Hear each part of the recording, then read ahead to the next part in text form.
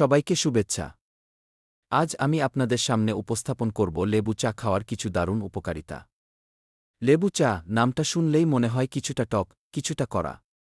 তবে এর স্বাদ যতটা ভালো, উপকারিতাও ততটাই বিস্ময়কর।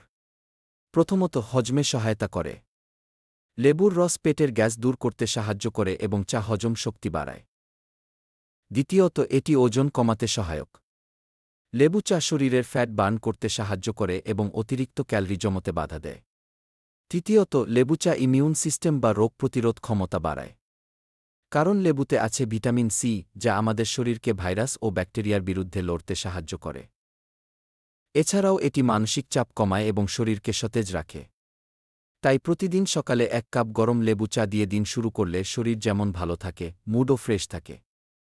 শেষ কথা, লেবু চা কোনো ওষুধ না, তবে নিয়মিত পান করলে এটি হতে পারে আপনার সুস্থ জীবনের অংশ।